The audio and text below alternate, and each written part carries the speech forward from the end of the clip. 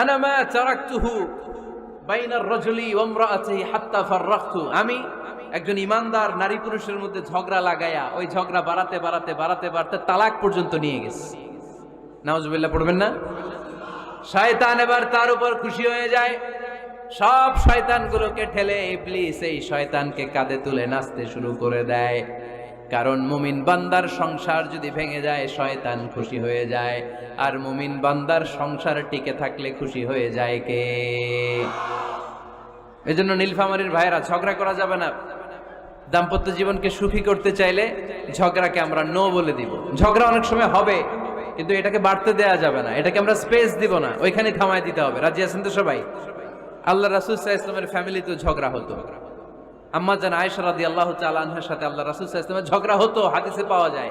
কিন্তু এগুলো ছিল মধুর ঝগড়া, সুন্দর ঝগড়া। সুবহানাল্লাহ পড়েন।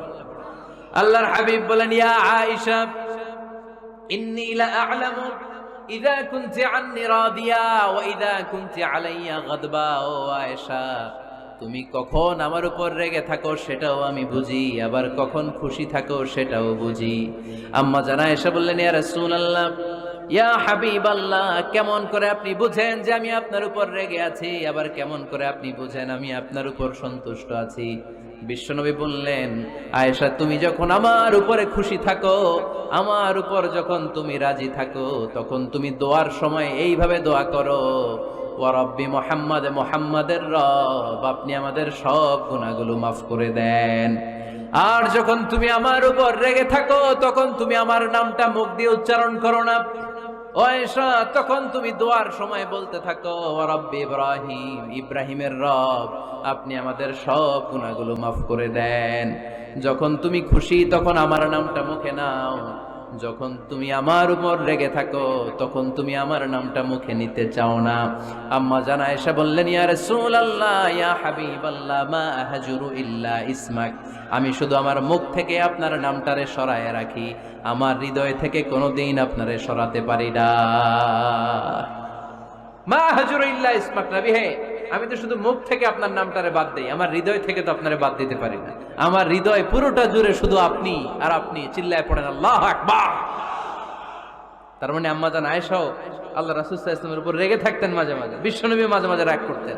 একবার খুব বেশি রাগারাগি হয়ে গেল, অনেক ঝগড়া হয়ে গেল। এবার আল্লাহ রাসূল সাল্লাল্লাহু আলাইহি ওয়াসাল্লাম খেয়াল করলেন না, এত ঝগড়া তো করা ঠিক হবে না। তখন আল্লাহর হাবিব সাল্লাল্লাহু আলাইহি ওয়াসাল্লাম বললেন, আয়েশা চলো মিটমাট করি। কি করি? হ্যাঁ, মিউচুয়াল করি না, মিটমাট। এই যে ঝগড়া লাগলে আবার যে মিলায় দেয়, এটার কি বলেন আপনারা নীলফামারীতে? মিটমাট। আল্লাহর হাবিব সাল্লাল্লাহু আলাইহি ওয়াসাল্লাম বললেন, আয়েশা চলো আমরা মিটমাট করি, আমরা আর ঝগড়া না করি। আম্মা জান আয়েশা বললেন, ঠিক আছে চলেন মিটমাট করি। বিষ্ণু বললেন, ঠিক আছে একজনকে নিয়ে আসি যে দুইজনের মাঝে মিটমাট করাই দিবে। কারে নিয়ে আসবো? ওমরে ফারুককে নিয়ে আসি। আম্মা জান আয়েশা বলে, না, ওমরও গলিদ, ওমরের মেজাজ গরম, আমার ভয় লাগে। সুবহানাল্লাহ পড়বেন না? বিষ্ণু বললেন, তাহলে তোমার আব্বারে নিয়ে আসি। কই নিয়ে আসেন, আব্বারে খুব ভাল লাগে। বিষ্ণু বললেন, ঠিক আছে তোমার কথাই রইলো, ওমরকে ডাকবো না, তোমার আব্বা আবু বকরকে নিয়ে আসবো। বিশ্বনবী মিটমাট করার জন্য সাইয়েদনা আবু বকর রাদিয়াল্লাহু তাআলা আনহুকে ডেকে নিয়ে আসলেন। সাইয়েদনা আবু বকর রাদিয়াল্লাহু তাআলা আনহু ঘরে ঢুকলেন। বিশ্বনবী বললেন, আয়েশা, আমার আর তোমার মাঝে কি নিয়ে ঝগড়া হয়েছে? কথাটা কি তুমি বলবা নাকি আমি বলবো? আম্মা জান আয়েশা বলেন, আপনিই বলেন, তবে মিথ্যা বললেন না, যা ঘটছে ওইটাই বললেন। ওয়ালা তাকুলিল্লাহ হাক্কান, যেটা সত্য ওইটাই বলবেন, অন্য কিছু বলবেন না। আবু বকর রাদিয়াল্লাহু তাআলা আনহু তো শুনে রেগে মেগে আগুন। কি এত বড় সাহস, বিশ্বনবীর সামনে দাঁড়িয়ে তুমি এভাবে কথা বলো? এই আদব শিক্ষা দিয়েছি তোমাকে আমি। রেগে গেলেন। বিশ্বনবী কি সত্য ছাড়া মিথ্যা কিছু বলবেন? রেগে মেগে চিৎকার করে মেয়ের গালের মধ্যে দিলেন এক চপেটাঘাত। এক থাপ্পড় খেয়ে আম্মা জান আয়েশা উল্টায় পড়লেন। আবার মারার জন্য সাইয়েদনা আবু বকর রাগে গড়গড় করছিলেন, মেয়েরে আবার মারার জন্য উদ্যত হলেন। বিশ্বনবী অবস্থা ভয়ঙ্কর দেখে সাইয়েদনা আবু বকরের সামনে দুই হাত মেলে এইভাবে দাঁড়িয়ে গেলেন। বিশ্বনবীকে যখন আবু বকর রাদিয়াল্লাহু তাআলা আনহু দাঁড়াতে দেখলেন, সাইয়েদনা আবু বকর মুহূর্তের মধ্যে থেমে গেলেন। সুবহানাল্লাহ পড়েন। সাইয়েদনা আবু বকর রাদিয়াল্লাহু তাআলা আনহু ঘর থেকে বের হয়ে গেলেন। এবার বিশ্বনবী আম্মা জান আয়েশার কাছে যেয়ে বলেন, ও আয়েশা, দেখো আমি তোমারে মাইর থেকে বাঁচাইলাম।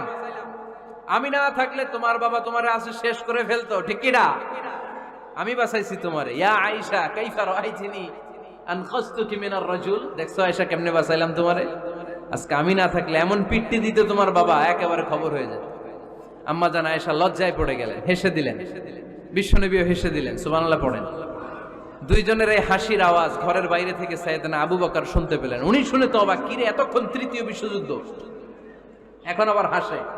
ঘরে ঢুকলেন, ঘরে ঢুকার পরে আবু বকর রাদিয়াল্লাহু তাআলা আনহু বিশ্বনবীরে বলেন, ইয়া রাসূলুল্লাহ আশরিকানি ফি সিলমিকুমা কামা আশরাকতুমানি ফি হারবিকুমা। হে আল্লাহর রাসূল, আপনারা ঝগড়া লাগলে, আপনারা দুইজন ঝগড়া লাগলে মিটমাট করার জন্য আমারে যেমনি ডাকেন, আপনারা যখন সুখ আনন্দ আর হাসাহাসিতে ব্যস্ত থাকেন, ওই হাসির সময়গুলোতে শেয়ার করার জন্য তখনও আমার একটু ডাইকেন। পড়েন সুবহানাল্লাহ।